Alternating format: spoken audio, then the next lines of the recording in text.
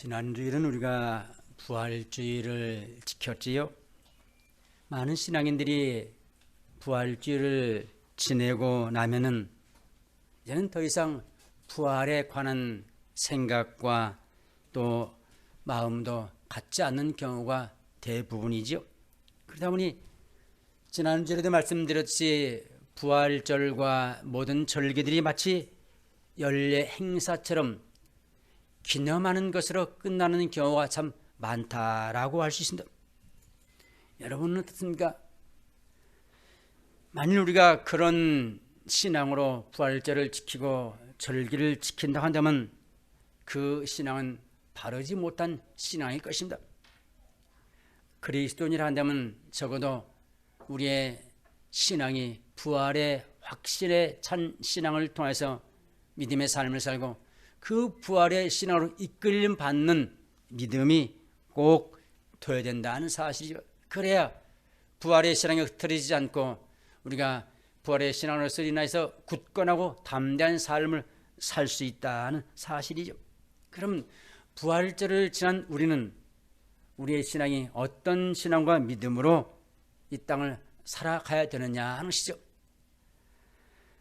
한마디로 말하면 우리의 심령이 부활로 충만해져 있는, 부활의 신앙으로 확신에 차 있는 신앙이 꼭 둬야 되겠다는 점이죠. 그래서 이 시간은 다시 한번 부활의 신앙을 우리가 점검해 보며 부활의 믿음을, 부활의 말씀을 살피면서 우리의 신앙을 돌아다 볼 수 있는 그런 시간이 되기를 소원합니다. 흔히 우리가 부활의 신앙이다라고 말하면은 어떻게 생각하십니까? 예수 그리스도의 부활하심을 믿는 신앙을 가리키죠. 맞는 말씀입니다.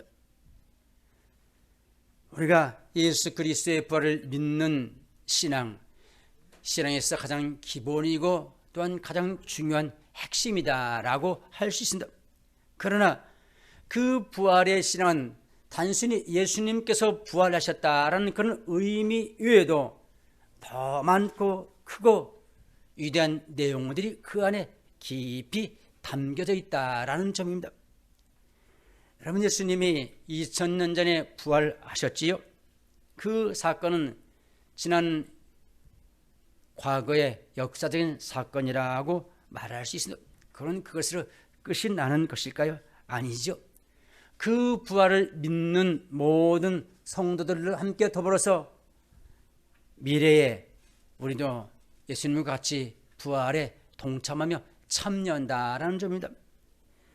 그래서 예수님이 이 땅에 다시 오시는 날, 재림의 날이죠. 그 재림의 날에 예수님이 부활하셨던 그 영광스러운 형체, 그 형체로 성도된 우리, 믿는 우리도 그런 부활의 아침을, 부활의 시간을 맞게 된다는 사실이죠. 그뿐만 아닙니다. 부활하신 예수님이 지금 이 자리에 우리의 심령 속에, 여러분의 심령 속에 부활하신 그 주님이 함께하고 계신다라는 사실입니다. 그래서 부활의 신앙은 이 2000년 전에 부활하신 지난 과거의 사건이면서 동시에 우리가 그 예수님처럼 미래에 나도 부활한다는 미래의 사건이며, 또 하나 그 부활하신 주님이 지금 이 시간 우리 가운데 현재 내 심령 속에 들어와 함께 하고 계신다는 사건입니다. 그래서 과거요, 미래요, 현재 이 세 시제를 다 믿는 신앙이 부활의 신앙이고, 이 세 시제를 우리가 분명히 믿어야 우리가 부활의 신앙을 소유했다라고 말할 수 있다는 점이죠. 정리드릴까요? 예수님이 지난 과거에 부활하셨습니다. 그리고 미래에 우리도 그 부활에 참여하며 동참하지요. 그래서 끝나지 않고 그 부활의 주님이 늘 우리의 심령 가운데 현재 함께 하시며 우리와 동행하신다는 사실을 굳게 믿는 것, 그것이 부활의 신앙이라고 말할 수 있다는 것입니다. 그런데 오늘 본문에 보시면, 오늘 본문은 예수님이 부활하신 이후에 일어난 사건이죠. 여러분 이미 잘 아시는 사건입니다. 이 본문에 보시면 이 부활의 세 가지 시제가 이 안에 다 깊이 잘 담겨져 있는 일들을 분명히 볼 수 있습니다. 제일 먼저 과거적인 사건을 볼까요? 과거는 예수님의 부활에 대한 이야기입니다. 예수님이 죽음에서 분명히 부활하셨습니다. 예수님이 부활하셨다는 사실들 아마 오늘 참석하신 분은 믿지 않으시는 분은 한 분도 계시지 않을 줄로 압니다. 십자가에 운명하신 지 3일째 되는 날에 살아나셨지요. 그 부활의 현장을 가장 먼저 확인한 사람이 누굽니까? 예수님의 무덤에 향을 넣기 위해서, 시신의 향을 넣기 위해서 시작한 여인들이죠. 여인들이 예수님의 무덤을 찾아보니 예수님의 시신이 있지 않았습니다. 그리고 그들이 부활하신 예수님을 거기서 만나지요. 그 부활하신 예수님이 그들에게 말하기를 너희는 내가 부활했다는 소식을 제자들에게 가서 전해주라라고 말씀해 주셔서 그들이 돌아가서 제자들에게 그 일을 전해줍니다. 그 말을 들은 제자들이 나섭니다. 확인해 보기 위해서 그들도 같이 무덤에 와서 예수님이 계시지 않는 것, 부활하신 빈자리를 그들이 확인하게 되지요. 그렇습니까? 사실 제자들의 입장에서 부활하신 예수님을 보고 그들이 쉽게 믿을 수 있을까요? 아마 쉽게 믿지 않을 것입니다. 왜요? 역상 지금까지, 아니 그들이 살아온 그 순간까지 죽었다가 다시 살아나는 사람이 한 사람도 없기 때문에, 한 건도 있지 않았기 때문에 그들은 이 일을 쉽게 받아들이고 믿을 수 없었을 것입니다. 그래서 어쩌면 분명히 그들이 예수님이 계시지 않은 것만은 확인했지만, 그러나 예수님이 부활했다는 사실들은 어쩌면 믿을 수 없지 않았겠는가, 믿기 어렵지 않았겠는가라는 생각을 우리가 추정해 볼 수 있습니다. 그러면 여러분과 저는 어떻습니까? 오늘날 2000년 전에 부활하신 그 주님의 부활을 여러분이 분명히 믿고 계십니까? 어쩌면 우리는 지난 많은 믿음의 선조들의 증언과 그들이 확인해 주었던 그 일들을 통해서 우리는 믿을 수 있을 것입니다. 왜요? 이미 검증된 이야기고 여러 많은 사실들이 있었던 일이기 때문에 우리는 쉽게 받아들이고 믿을 수 있습니다. 그러나 그 당시 제자들에게는 어떨까요? 황당한 일이 될 수밖에 없습니다. 말씀드렸듯이 도무지 있을 수 없고 상상도 할 수 없는 일입니다. 물론 예수님이 살아계실 때 부활할 것을 말씀하셨지만, 그러나 그때는 그냥 들었고 실제 그 일을 그들이 직접 당면해 보니 그들은 황당하기 짝이 없었다는 사실입니다. 어쩌면 그래서 무덤에 가서 예수님이 계시지 않은 것, 빈 무덤이라는 사실들을 그들이 확인하고 그들이 돌아오게 된다는 사실입니다. 그리고 돌아와서 그들이 어쩌면 집에 들어와서 다시 문을 굳게 걸어 잠근 그날이죠. 그날 저녁에 예수님이 그들 가운데 나타나셨다는 사실입니다. 신기한 것은 그들이 두려워서 문을 굳게 잠가뒀습니다. 왜요? 무섭기 때문이죠. 혹시 누가 와서 그들을 잡아가지 않을까? 아니, 그들이 죽음이 두렵기 때문에 그들은 문을 굳게 잠고 있는 그 시간에 예수님이 그들 가운데 나타나셨다 하는 사실이죠. 아무도 문을 열어준 사람도 없고 노크를 해서 한 일도 없는데 예수님은 그런데 문을 열지도 아니하시고 그들 가운데 나타나셨다는 사실입니다. 여기서는 한 가지 부활의 형체, 부활의 성격을 우리는 다시 한번 확인해 볼 수 있습니다. 이런 부활의 형체는 어떤 형체일까요? 예수님이 지금 제자들 가운데 보이신 것처럼 시간과 공간을 초월할 수 있는 신령한 형체, 초월한 신령한 몸이라는 사실들을 여기서 우리가 확인해 보게 된다는 사실입니다. 예수님만 아니라 우리가 이후에 부활할 우리의 형체도 시간과 공간을 초월한 그런 거룩한 신령한 형체로 부활하게 된다라는 것을 오늘 이 예수님의 부활의 형체를 통해서 알게 된다는 것입니다. 그리고 오셔서 뭐라고 말씀하십니까? 손과 옆구리를 보여주시면서 십자가에 못 박아 죽은 내가 부활했다라는 사실을 제자들에게 확인시켜 주십니다. 그런데 그때 제자들 가운데 도마라는 제자는 거기에 있지 않았습니다. 웬일인지 몰라도 그 자리에 참석지 않았지요.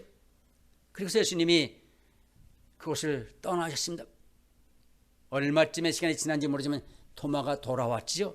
도마가 돌아오자 함께 있던 제자들이 도마에게 말하기를, 야 도마, 너 어디 갔어? 예수님이, 부활하신 예수님이 이곳에 왔다 가셨어. 오셔서 자신이 죽고 부활하신 것을 우리에게 보여주셨어. 손자국도 보여주셨고 옆구리도 보여주셨어. 그러자 도마가 뭐라고 말합니까?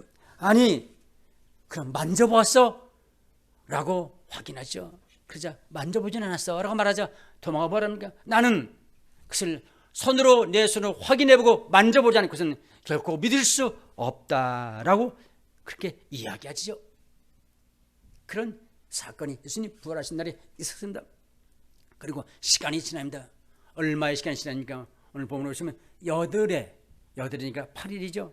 8일의 시간이 지난 후에 예수님이 나타나셨습니다. 다시 제자들 가운데 그 자리에 임하셨습니다.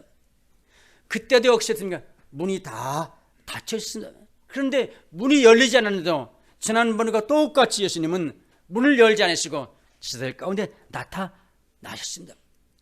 그리고 그때는 특별히 도마에게 말씀하시기를, 내 손을 만져봐라. 그리고 내 옆구리도 손으로서 만져보아 라고 말씀하시죠. 어쩌면 이전에 도마가 한 말을 예수님이 다 들으신 것처럼 도마를 통해서 확인해 보라고 그게 요구하고 계시면서 성경이 확인해 보지는 않았다라고, 아니 확인해 보았는지 안 맞는지는 모르지만 그러나 분명히 도마가 어쩌면 확인해 보지 않았겠느냐라고 우리가 생각해 볼 수 있습니다. 그 이야기가 26절의 말씀입니다. 유대인들은 보통 날을 이야기할 때 그날 당일날을 포함해서 하루를 잡죠. 그러니까 여덟의 후에라는 말은 우리가 말하면 7일 후에입니다. 우리는 하루를 치지 않고 내일 모레부터 따지는데 그들은 오늘부터 오늘 하루 칩니다. 그래서 여덟의 말하면 정확히 7일 후에입니다. 그러니까 예수님이 부활하신 날 그리고 그날 나타나셔서 7일 후에 다시 나타나셨다는 사실입니다. 여기서 한 가지 또 안에를 짚고 넘어갈 필요가 있습니다. 예수님이 부활하신 날 안식 후 첫날이죠. 안식 후 첫날 그날 예수님이 부활하셔서 저녁에 그들 가운데 나타나셨고 두 번째 나타나셨습니다. 두 번째는 그 부활하신 후 7일 후에 다시 안식 후 첫째 날 되는 날에 예수님이 나타나셨다라고 19절과 26절에 분명히 말씀하는 사실들을 볼 수 있습니다. 안식 후 첫날은 무엇입니까? 그들의 안식일은 토요일이죠. 토요일 다음에 바로 우리로 말하면 일요일 날 예수님이 부활하셨고 그들 가운데 나타나신 사실들을 볼 수 있습니다. 우리는 일요일을 가리켜서 뭐라고 부릅니까? 일요일이라고 부르지 않고 주일, 주님의 날, 주님이 부활하신 날이다라고 그렇게 부르고 있는 것을 볼 수 있습니다.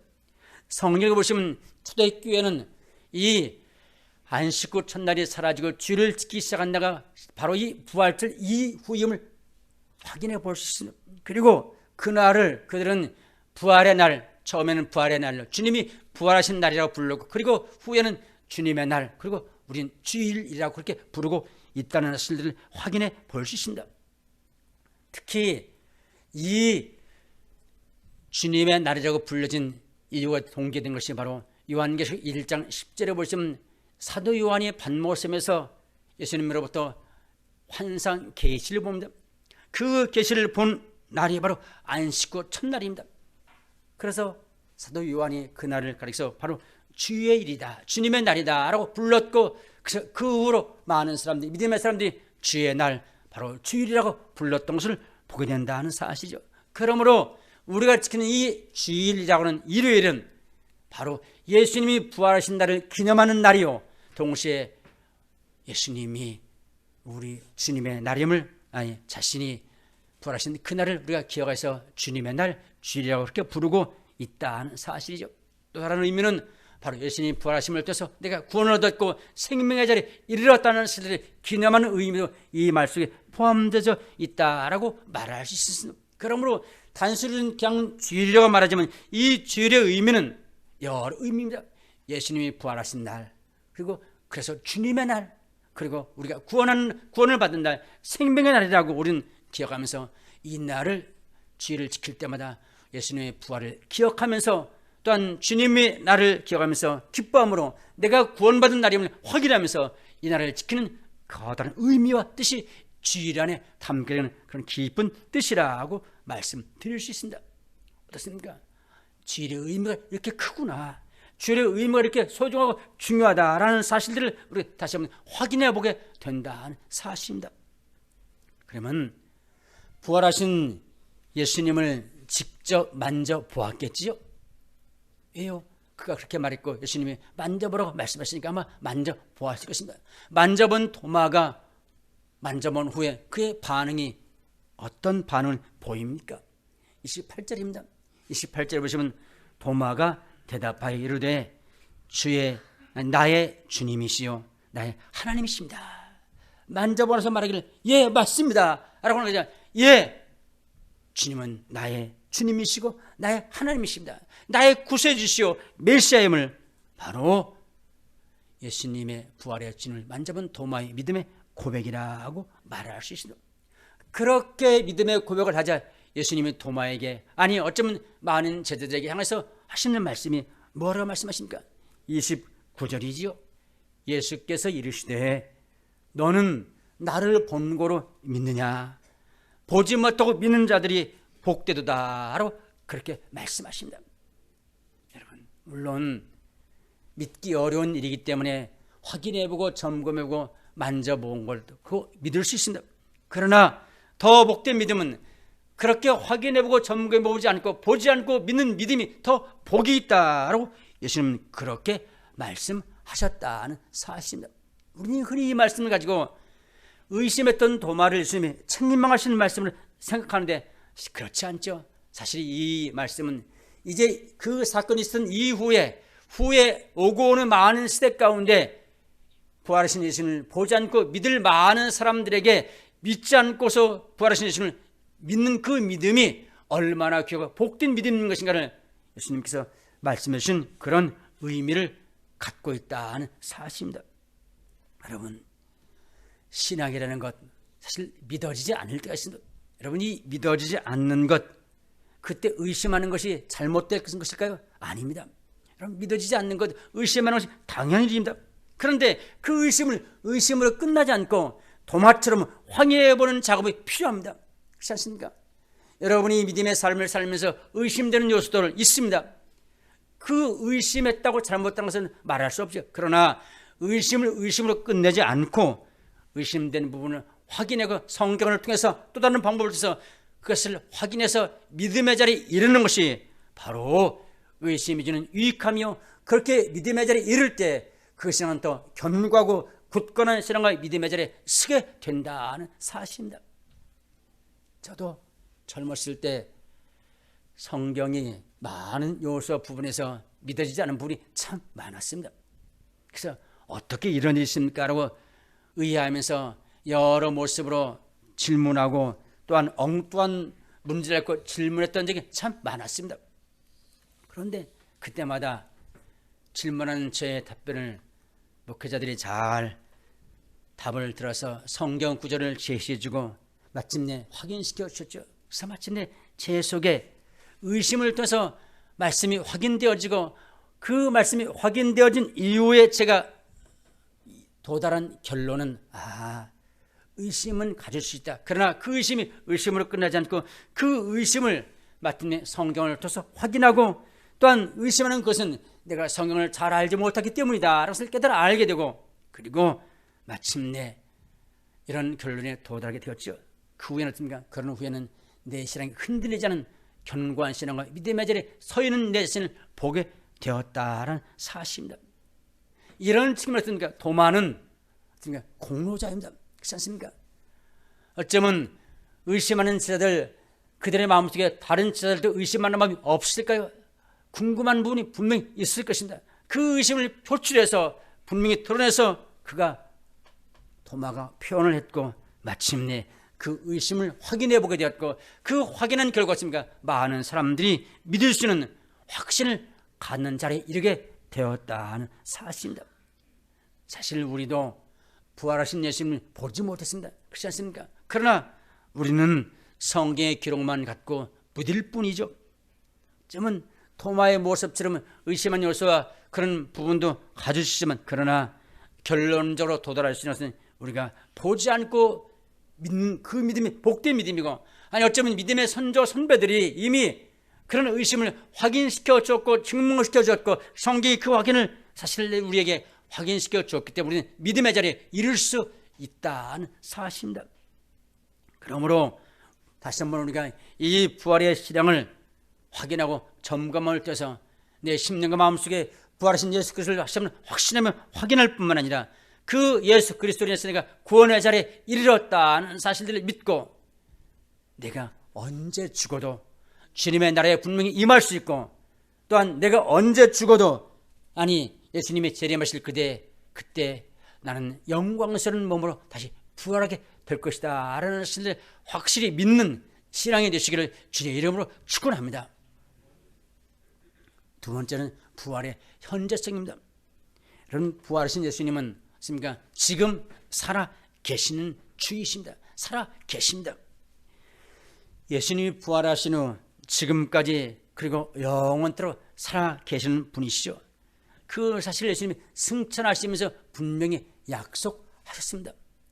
내가 승천한 이후에 너에게 보혜사 성령을 보내주어서 너희와 함께 것이다. 언제 어디서 어느 때든지 너희와 영원히 내가 함께 하겠다. 지금 이 육신과 이 몸은 아니지만 나를 이 육신과 이 몸을 대신하는 성령을 너에게 보내주겠다라고 분명히 약속하셨지요. 마태복음 28장 20절에 말씀하기를 볼지어다 내가 세상 끝날까지 너희와 항상 함께 있겠다라고 약속하신 말씀도 있습니다. 그뿐일까요? 요한복음 14장 18절에 보시면 내가 너희를 고아와 같이 버려두지 아니하고 너희에게로 오리라. 조금 있으면 세상은 다시 나를 보지 못할 것이로되 너희는 나를 보리라. 세상의 사람들을 보지 못하지만 그럼 너희는 보게 될 것이다. 어떻게 해요? 성령으로. 그래서 내가 살았고 너희와 함께 있겠다라고 분명히 약속하고 계시는 부분들을 볼 수 있습니다. 그럼 우리가 예수님이 승천하셔서 하늘로 가신 것을 끝내지 않고 그 예수님이 성령 보혜사를 보내서 우리가 영원히 함께 있음을 우리가 믿는 것, 곧 그것이 부활의 두 번째 신앙, 곧 부활의 현재성을 믿는 신앙이라고 말씀드릴 수 있습니다. 영국의 빅토르 여왕이 유명하죠. 그는 그리스도인입니다. 그 빅토르 여왕이 불시에 나라를 통치하면서 백성들을 돌아본 민정 시찰을 자주 했다고 하는 그런 이야기가 있습니다. 한 번은 그가 어느 시골 마을을 일부러 찾아갑니다. 그가 그곳을 찾아간 이유는 그 마을에 과부가 하나 있었는데 그 과부의 신앙이 좋기로 유명해서 그 소문을 들은 그가 확인차 시골을 방문해 그 집을 찾아갔습니다. 그 집을 찾아가서 그 과부를 만나서 이런저런 이야기를 나누다가 이 여왕이 그의 신앙을 한번 점검하고 확인해보고 싶어서 그에게 이런 질문을 던집니다. 당신의 집에 지금까지 싸운 사람 가운데 가장 귀한 손님은 누구입니까? 가장 귀한 손님이 누구입니까? 라는 질문을 묻습니다. 그 질문을 던진 이유는 여왕이 생각하기를 그러면 그가 믿음이 좋기 때문에 내 집에 찾아오신 가장 귀한 손님은 바로 예수님이십니다 라고 그렇게 답할 줄 알았는데 의외로 그의 대답이 그런 답이었습니다. 예, 지금까지 내 집에 찾아오신 손님 가운데 가장 귀한 손님은 바로 당신 여왕님이십니다 라고 그렇게 답을 했습니다. 그 답을 들은 여왕이 마음이 섭섭했습니다. 아니, 이분이 신앙에 좋기로 유명하다는데 어떻게 이런 답을 드릴 수 있을까? 믿음이 좋은 사람이라면 분명히 예수님이 찾아와 그와 함께 그 가운데 오실 텐데 어떻게 이런 답을 하는 것일까? 라고 생각돼서 그 여왕이 그에게 다시 물었습니다. 아니, 당신 집에 찾아온 사람 가운데 가장 귀한 사람이 나입니까? 혹시 예수님은 아닙니까? 라고 되물었습니다. 그랬더니만 그 과부가 하는 말이 아니지요. 내 집에 찾아온 손님은 가장 귀한 손님은 바로 빅토르 여왕이십니다.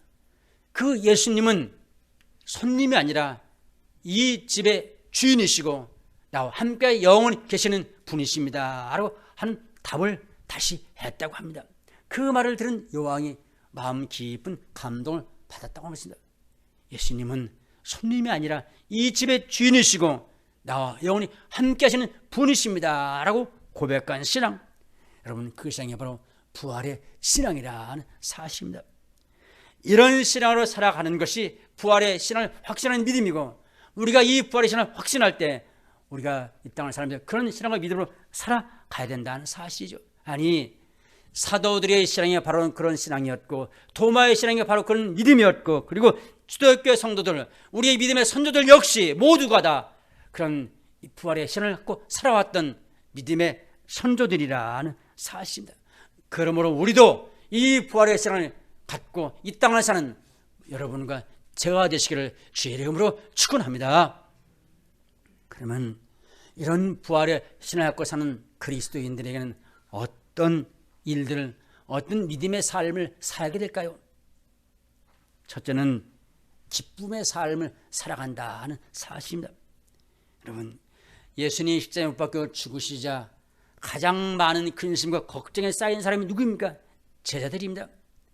가장 많은 근심과 걱정 가운데 빠진 사람들이 제자들이죠. 그래서 그들은 모두 숨어서 문을 단단히 걸어잠그고 숨어 사는 형편이 되고 말았습니다. 두려워 떨고 있습니다. 여러분, 그런 제자들에게 예수님은 찾아오셔서 그들에게 가장 먼저 준 것이 뭡니까? 그들이 두려워 떨는 그들에게 기쁨을 그들의 선물로 주셨던 것을 볼 수 있습니다. 요한복음 16장 22절에 그렇게 말씀하지요. 지금은 너희가 근심하나 내가 다시 너희를 보리니 너의 마음이 기쁠 것이요 너의 기쁨을 빼앗을 자가 없을 것이다. 어떻게 해요? 부활한 나를 만날 때, 부활한 내가 너희 가운데 함께할 때 너희 안에 두렵고 떨렸던 그 모든 것이 사라지고 기쁨이 있을 것이고 그 기쁨을 아무도 뺏어가지 못할 것이다 라고 그렇게 예수님이 말씀했던 사실들을 볼 수 있습니다. 여러분, 이것은 우리도 마찬가지입니다. 예수 그리스도의 부활을 내가 확신하는 신앙과 믿음이라 한다면 이 땅의 삶 가운데 오는 두려움과 염려와 걱정, 근심 가운데 빠져서 근심 가운데 사는 신앙과 믿음이 아니라 부활하신 예수님이 나와 함께 계시며 이곳에 계시고 나의 어려움과 형편과 상황 가운데 함께 하신다는 것을 믿고 확실한 신앙과 믿음을 가질 때 우리는 기쁨의 삶을 살 수 있다는 사실입니다. 여러분, 세상에서의 기쁨과 즐거움은 소유를 가질 때, 내가 원하는 어떤 것을 내 가운데 이루어질 때 우리는 기쁨이 있죠. 여러분, 그러나 그 기쁨은 잠깐입니다. 잠시 만족을 주고 잠시 기쁨을 주고 영원한 기쁨과 만족은 되지 못합니다. 그러나 우리의 심령에, 우리의 영혼에 영원의 만족과 참된 만족을 주는 것은 바로 부활하셔서 살아계시는 그 주님이 나와 함께 하심을 내가 확실하게 믿을 때 내 안에는 영원한 기쁨이, 그 누구도 빼앗아갈 수 없는 기쁨이 내 안에 넘치게 된다는 사실입니다. 이런 기쁨이 부활의 신앙 수련자에게 있다는 사실입니다. 두 번째는 승리의 삶을 산다는 것입니다. 여러분, 제자들을 보면 겁쟁이라고 말할 수 있죠. 왜요? 예수님 붙잡히자 자기들도 붙잡힐까 봐서 무섭고 두려워서 다 뿔뿔이 흩어지면 도망쳤습니다. 다른 사람은 다 주님을 버려도 나는 결코 주님을 떠나지 않겠습니다 라고 혼장담했던 베드로까지 도망을 쳤습니다. 그러니 그들은 겁쟁이요 무서워하는 자들이라고 말할 수 있습니다. 그런데 그들이 언제 이 무서움과 두려움과 공포가 사라집니까? 부활하신 예수님이 그들 가운데 함께할 때, 부활하신 예수님이 그들 가운데 계시다는 사실을 확신할 때 그들은 자기를 잡으려고 하는 그들 앞에, 그리고 많은 군중들 앞에, 자기를 죽이려고 돌을 던진 그 군중 앞에 담대히 나서서 부활하신 예수님을 전하며 증거하는, 증명된 삶을 사는 담대함을 보게 된다는 사실이죠. 그 담대함으로 그들은 이 땅에서 승리의 삶을 살아가게 된다는 사실입니다. 요한복음 16장 33절에 그렇게 말씀하죠. 이것을 너에게 이르는 것은 너희로 내 안에서 평안을 누리게 하려 함이라. 세상에서 너희가 환난을 당하나 담대하라. 내가 세상을 이겨노라. 누가 우리를 그리스도 사랑에서 끊으리요? 환난이나 곤고나 박해나 기근이나 적신이나 위협이나 칼이랴. 그러나 이 모든지 우리를 사랑하신 이로 말미암아 우리가 넉넉히 이기느니라. 영원한 이김 승리를 허락하신 약속의 말씀이란 사실입니다. 여러분, 이 땅을 살면서 만나는 두려움과 염려, 걱정과 근심이 우리 앞에 많이 있습니다. 많은 문제 앞에 우리는 질리는 삶을 삽니다. 그러나 그런 환경 한번 상황 가운데 부활하신 그 주님을 내가 확신하며 신뢰할 때 그 주님이 나에게 주신 은혜는 바로 그 모든 난제와 문제와 어려움들을 이길 수 있는, 극복할 수 있는 힘을 주셔서 승리하게 하신다는 사실입니다. 이것이 부활의 신앙을 믿는 자에게 주는 하나님의 승리의 삶이라는 사실이죠. 또 하나의 삶은 어떤 삶일까요? 또 하나의 삶은 헌신의 삶을 살도록 이끌어 주신다라고 하신다. 여러분, 제자들 가운데 가장 의심이 컸던 사람을 손꼽으라고 하는 도마를 손꼽습니다. 그러나 여러분, 이 도마가 부활하신 예수님을 그가 목격하고 확인한 이후 그의 인생의 삶이 180도 바뀌는 삶을 볼 수 있습니다. 어떻게 바뀝니까? 예수 그리스도의 부활을 증거하는 증인된 삶을 사는 그 도마를 볼 수 있습니다. 많은 제자가 부활하신 예수님의 이후의 삶을 보면 그들이 순교의 삶을 살았는데, 특별히 이 도마는 인도까지 가서 복음을 전하죠. 그 인도에 가서 복음을 전하다가 그를 반대하는, 복음을 반대하는 사람들의 창에 찔려서 죽임을 당하는 도마를 볼 수 있습니다. 여러분, 이런 순교할 수 있는 그 도마의 담대함이 어디에서 생겼을까요? 부활의 신앙입니다. 부활의 신앙이 있었기에 그는 자기의 모든 것을 들여서 주님께 헌신의 삶을 살 수 있었다는 사실입니다. 그래서 고린도전서 15장 58절은 그러므로 내 사랑하는 형제들아 견실하며 흔들리지 말고 항상 주의 일에 더욱 힘쓰는 자들이 되라.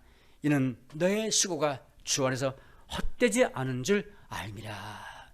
너희가 주님 안에서 애쓰며 수고하며 힘쓰며 헌신하는 그 모든 것들이 결코 땅으로 돌아가고 없어지지 아니한다. 하나님이 갚아주시며 반드시 상급으로 채워주신다는 약속의 말씀입니다.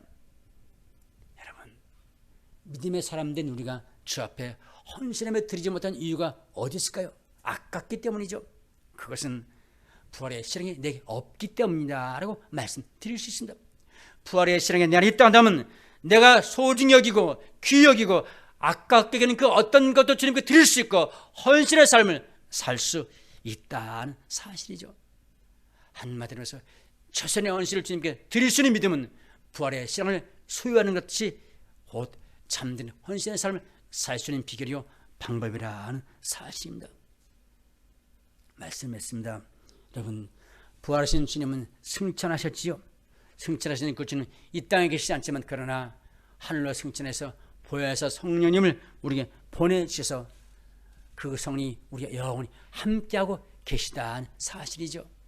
그리고 그 성령님이 내 삶 가운데 동행해 계심을 내 삶 속에 순간순간 느끼면서 깨달으면서 이 땅을 사는 것, 그것이 예수 그리스도의 부활의 임재를 믿는 신앙과 부활의 사실을 믿는 그리스도인의 현재적인 신앙이라고 말씀드릴 수 있습니다. 동시에 우리가 이 사실을 확인하고 믿는 그 삶을 통해서 이 땅에서 많은 사람들에게 예수 그리스도의 살아나심과 그분이 지금까지 우리의 삶을 지키시며 우리의 삶과 동행하시며 우리의 모든 걸 지키시며 인도하신 그분임을 우리가 증거하며 전할 수 있는 증인된 삶을 살면서 기쁨과 승리로 또한 헌신된 삶을 살아갈 수 있는 우리 모든 식구들, 아니 여러분과 제가 되시기를 주의 이름으로 축원합니다. 기도하시겠습니다.